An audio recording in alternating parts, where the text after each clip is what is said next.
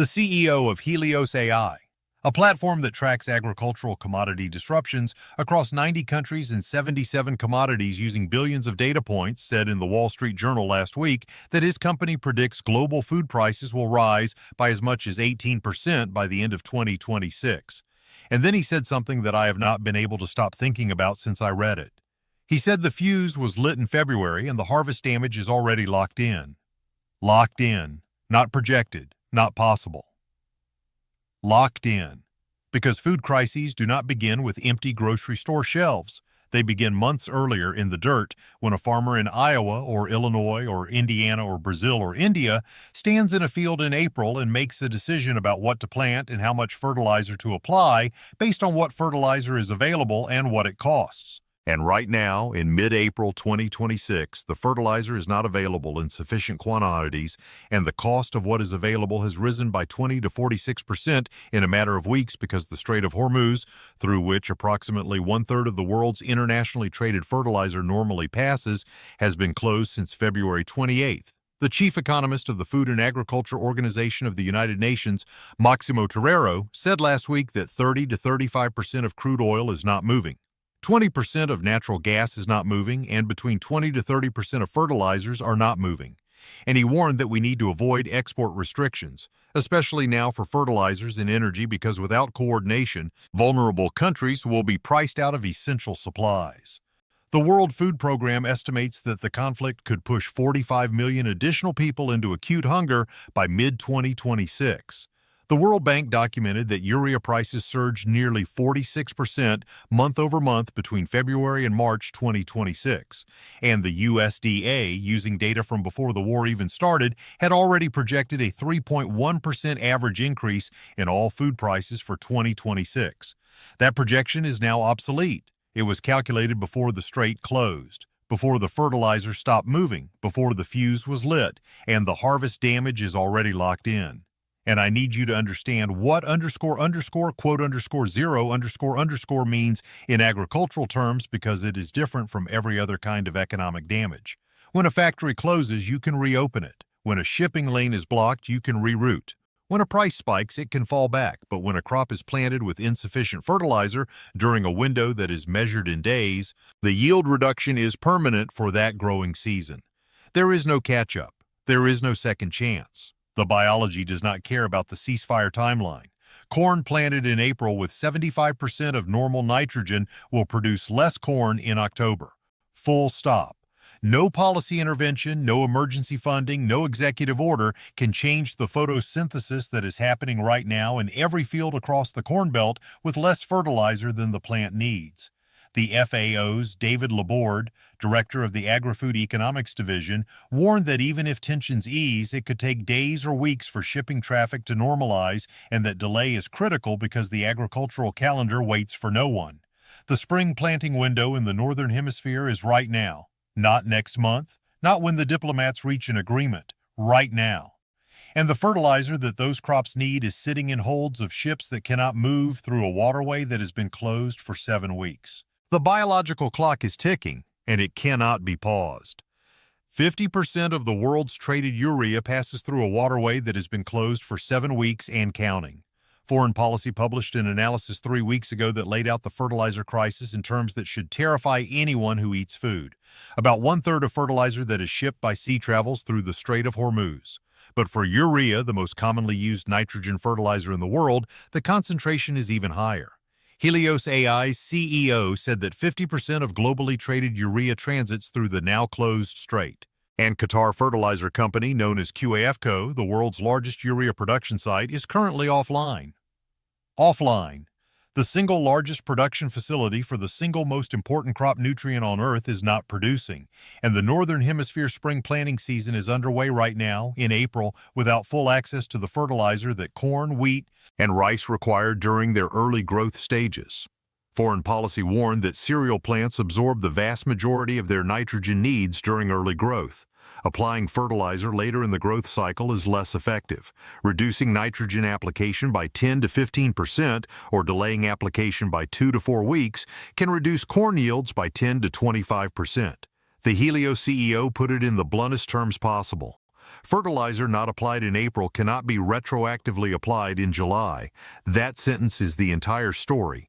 The American Corn Belt is planning right now. Farmers are making soil preparation and first application fertilizer decisions right now. And the E2 Open Supply Chain platform, which tracks air and ocean freight disruptions, reported that 2 out of 5 ocean shipments globally are currently disrupted, 40% of all ocean freight. And the company's senior vice president described those delays as a canary in the coal mine for the food industry. In the United States, the fertilizer supply in mid-March was around 75% of normal levels, right at the beginning of the window when Corn Belt farmers typically prepare their soil for planting. Subsequent fertilizer applications normally come from mid-April to early May and between late May and mid-June. If those applications are missed or reduced because the supply is constrained, the corn yield for 2026 is locked in at a lower level. And there is nothing anyone can do to fix it after the window closes. The biological clock of a corn plant does not negotiate with geopolitics. When corn yields drop, the entire American food chain collapses upward from the feedlot to the grocery shelf. Corn is not just what you eat on the cob in August. Corn is the foundation of the American food system in ways that most consumers never see. Corn feeds the cattle that become your beef.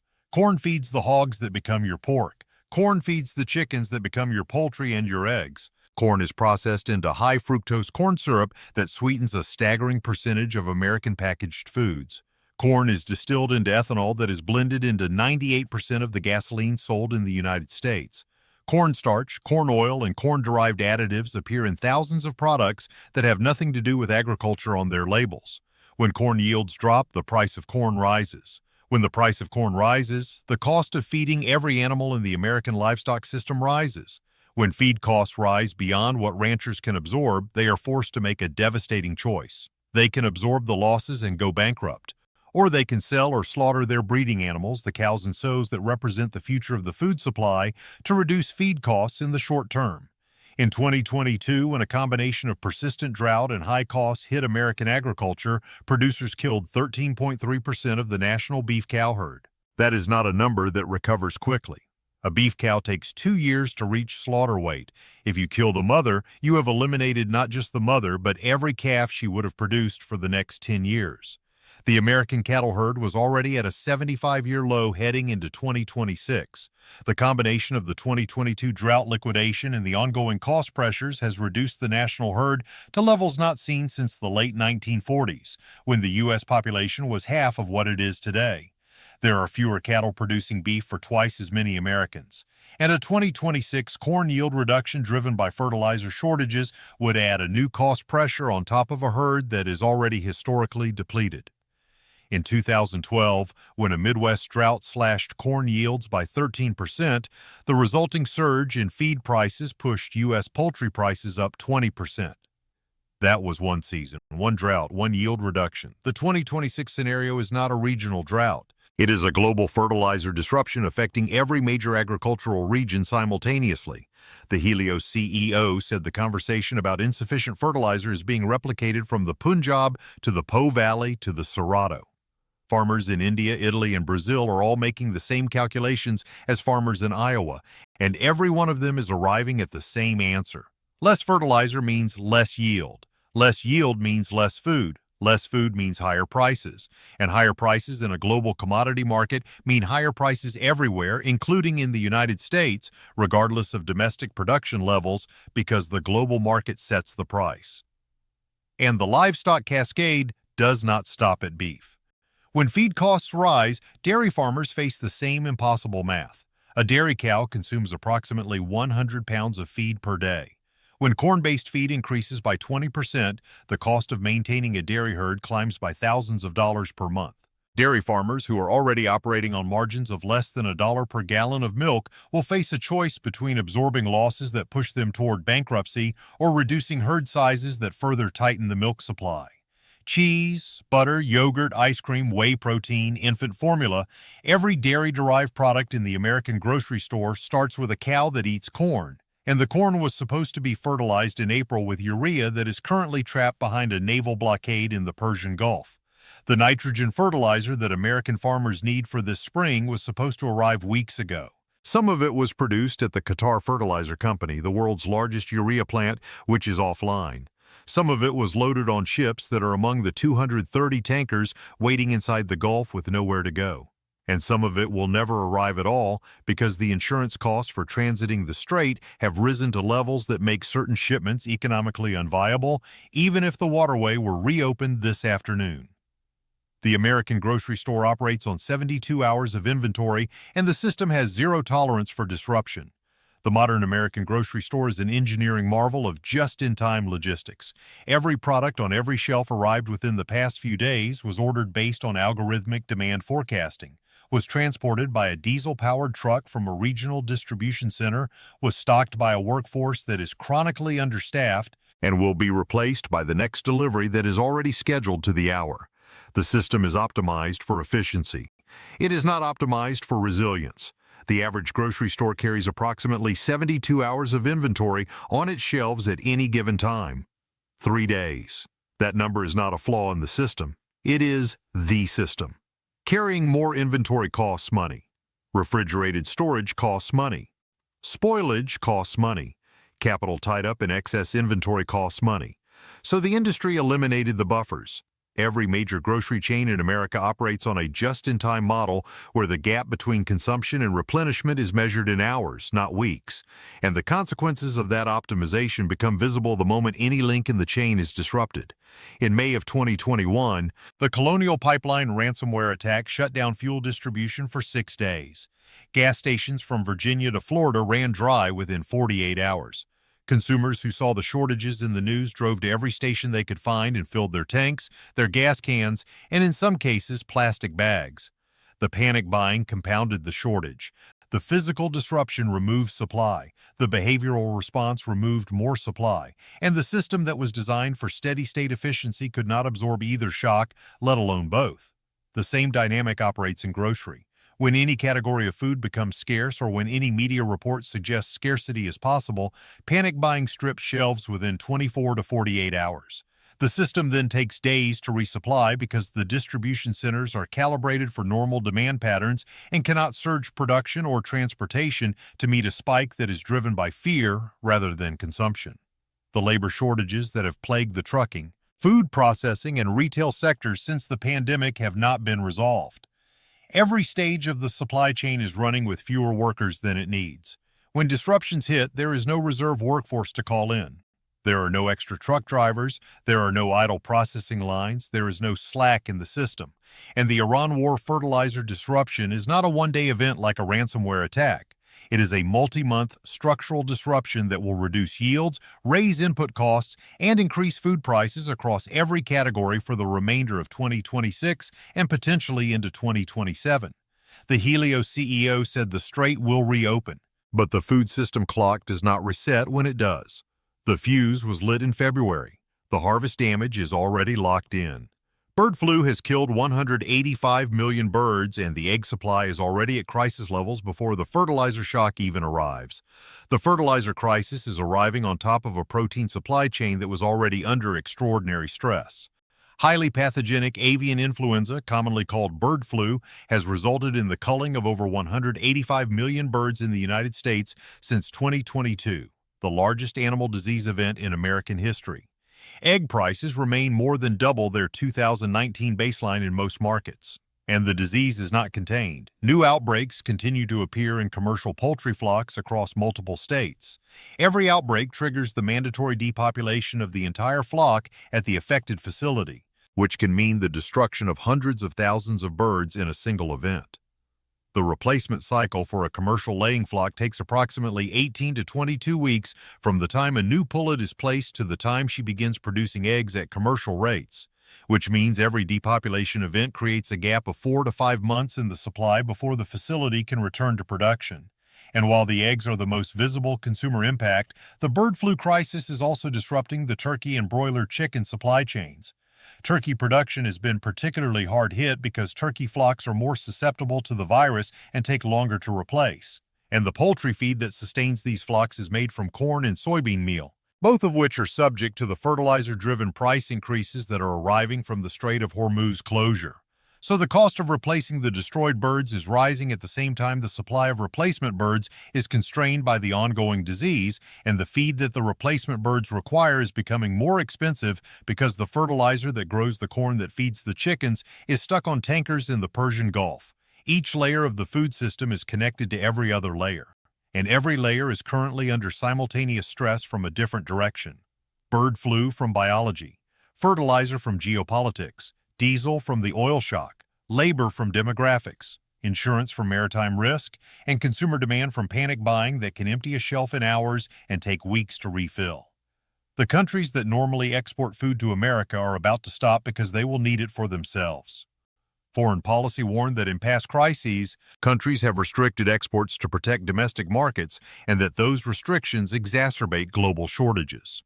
The FAO's chief economist explicitly said we need to avoid export restrictions, which is the language a diplomat uses when he believes export restrictions are about to happen, because they always happen. In 2008, when rice prices spiked, India, Vietnam, Cambodia, and Egypt imposed export bans that turned a price spike into a supply crisis in importing countries across Africa and the Middle East. In 2022, after Russia invaded Ukraine, India banned wheat exports within weeks. Indonesia banned palm oil exports. Argentina limited soybean meal exports. Hungary banned grain exports. Egypt, Serbia, and Turkey imposed restrictions on various agricultural commodities. The pattern is consistent across every food crisis in modern history. When global prices rise and supplies tighten, producing countries prioritize domestic food security over export revenue. They restrict what leaves their borders, and the countries that depend on those exports discover overnight that the food they were counting on is no longer available at any price. The United States imports approximately 15% of its food supply by value. That includes a disproportionate share of fresh produce, seafood, coffee, cocoa, spices, tropical fruits, and specialty ingredients that American consumers consider staples. Bananas, avocados, coffee, chocolate, shrimp, salmon, olive oil, many varieties of cheese, and a significant share of fresh vegetables during the winter months come from international sources. If producing countries begin restricting exports in response to the fertilizer crisis and the resulting yield reductions, the American consumer will not face a famine. America produces more than enough calories domestically to feed its population. But the American consumer will face a disruption in variety and quality and in the availability of specific products that they have come to expect will always be on the shelf. Empty spaces where the avocados used to be. Empty spaces where the imported olive oil used to be. Empty spaces where the coffee used to be. Not because those products do not exist somewhere in the world, but because the countries that produce them decided to keep them. And the 72-hour inventory buffer that the American grocery system operates on means those empty spaces will appear with almost no warning. One week the shelf is full, the next week the supply contract was not renewed because the producing country imposed an export restriction, and the American consumer who walks into the store expecting normal discovers that normal has been redefined by a geopolitical event that happened 7 weeks ago on the other side of the planet. And the export restriction threat is not limited to foreign producers. In extreme scenarios, the United States itself could restrict certain agricultural exports to protect domestic supply. The Defense Production Act gives the president authority to prioritize domestic needs. In 2020, the idea of restricting meat exports was discussed during the early pandemic disruptions. If the global food tightening that the FAO and UFP are warning about reaches a severity level where American commodity prices spike to levels that create domestic food security concerns, the political pressure to restrict exports of corn, wheat, and soybeans to keep them available domestically would be intense. And if the U.S. restricts exports, the countries that depend on American agricultural exports, Mexico, Japan, South Korea, China, Egypt, and dozens of others, would face immediate supply crises of their own, triggering retaliatory trade restrictions that could further fragment the global food system into competing national markets. The interconnected global food system that has kept prices relatively stable for decades is under stress at every node simultaneously. Production is threatened by fertilizer shortages. Distribution is threatened by shipping disruptions. Trade is threatened by the prospect of export restrictions, and consumption is threatened by the behavioral contagion of panic buying that has been reinforced by 4 separate shortage events in 6 years. Panic buying will make every shortage worse because the American consumer has been trained by 2020 to hoard. Every shortage in the past 6 years has been amplified by behavioral contagion. In March 2020, toilet paper disappeared from shelves across America not because there was a genuine supply shortage, but because a small percentage of consumers began buying extra, which created visible gaps on shelves, which triggered media coverage, which triggered larger-scale hoarding, which turned a psychological phenomenon into a physical one. The same dynamic repeated with baby formula in 2022, when a supply disruption at a single production facility was amplified by hoarding into a nationwide crisis that lasted months and required military airlifts of imported formula to resolve. Eggs in 2023 saw the same pattern. A bird flu-driven supply reduction was compounded by consumer fear buying that stripped shelves faster than distribution systems could replenish them. The American consumer has now been through 4 distinct shortage events in 6 years. Each one has reinforced the lesson that when shortages appear, the people who buy first get the product and the people who wait get the empty shelf. That behavioral conditioning is a permanent feature of the American consumer psyche. It will not unlearn itself. And when the next round of food price increases arrives in June and July, driven by the fertilizer cascade and the energy shock, and when the media begins covering specific product shortages, whether from export restrictions, bird flu, or reduced domestic yields, the behavioral response will be instantaneous. The consumers who remember 2020, 2022, and 2023 will drive to the grocery store and buy double or triple their normal quantities of whatever products they fear will become scarce. And the 72-hour inventory buffer will evaporate in a single shopping cycle. And the distribution system, already running with fewer truck drivers than it needs, already paying elevated diesel costs from the oil shock, already managing maritime disruption to imported products, will be unable to surge supply to meet the hoarding demand. The shelves will empty, not everywhere, not permanently, but visibly. And the visibility of empty shelves is itself the accelerant. Because the person who sees a photo of an empty shelf on Facebook or X or TikTok does not analyze the supply chain. They get in their car and drive to their nearest store and buy everything they can carry. And the cycle feeds itself until either the supply catches up or the products are placed on purchase limits, which is itself an indicator of crisis that triggers further hoarding of other products. The system is primed, the trigger is approaching, and the buffer between normal and empty is 72 hours. And there is one more layer of vulnerability that almost nobody is discussing. The American food processing industry, the facilities that turn raw agricultural commodities into the products you see on grocery shelves, operates on natural gas for heat and electricity for refrigeration, both of which are subject to the energy price shock from the Iran war. A meatpacking plant consumes enormous quantities of energy for refrigeration, sanitation, and processing. A dairy processing facility runs 24 hours a day with continuous refrigeration at multiple temperature stages. A flour mill runs on electricity and natural gas. A sugar refinery runs on steam generated from natural gas. When energy costs spike 10 to 30%, as they did in March, these facilities face a choice between absorbing the cost increase and passing it to consumers. Most have already exhausted their ability to absorb costs after 4 years of pandemic-era inflation. The supply chain expert at E2 Open specifically warned that food and beverage manufacturers have already pulled most price management levers to offset pandemic and tariff-related increases. They have reformulated products. They have reduced package sizes, the practice known as shrinkflation.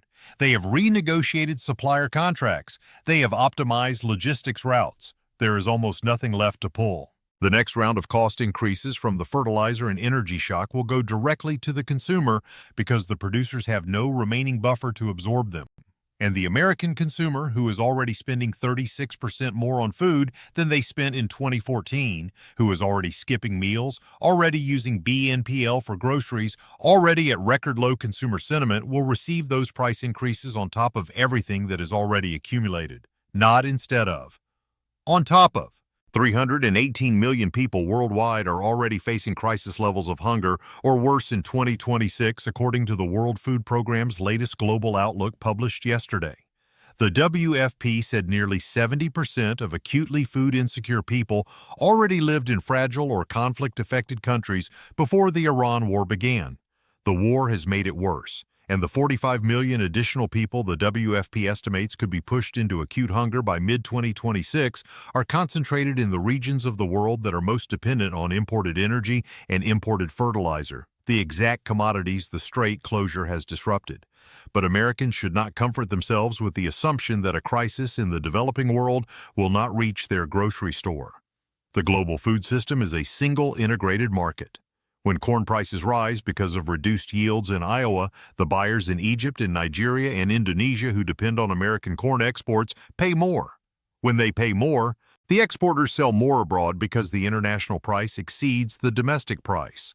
When more is sold abroad, less is available domestically. When less is available domestically, domestic prices rise. The American consumer who thinks they are insulated from a food crisis in Pakistan or Ethiopia because they live in Kansas or Ohio does not understand how the global commodity market works. Kansas grows the wheat that Pakistan imports. Ohio grows the soybeans that China buys. Iowa grows the corn that the entire world's livestock industry depends on. When the world's food system tightens, the American producer sells to the highest bidder. And the American consumer competes with every other consumer on Earth for the food that was grown in their own backyard. The supply chain analyst at E2 Open described the current disruption as absolutely incredible. The UN said the clock is ticking. The FAO said the magnitude of the potential impact covers 30 to 35% of crude oil, 20% of natural gas, and 20 to 30% of fertilizer. The Helios CEO predicted an 18% food price increase by year's end, and the fuse was lit in February. And the harvest damage is already locked in. And the American grocery store operates on 72 hours of inventory. And the American consumer has been trained by 4 shortage events in 6 years to hoard at the first sign of scarcity. And every one of those facts is sourced. Every one is documented. And everyone is pointing in the same direction. The shelves will not stay full. Not because America cannot grow enough food, but because the inputs that grow the food, the energy that moves the food, the workers that process the food, the ships that import the food, and the confidence that keeps the consumer from hoarding the food are all under simultaneous, unprecedented compound stress. And 72 hours is all that stands between the grocery store you walked into last Tuesday and the grocery store you will not recognize by August.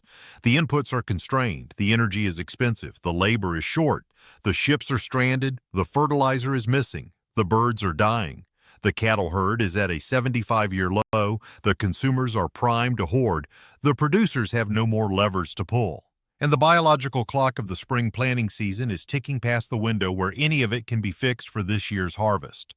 The fuse was lit in February. The harvest damage is already locked in. And 72 hours is all that separates your grocery store from the version of itself that the supply chain can no longer sustain.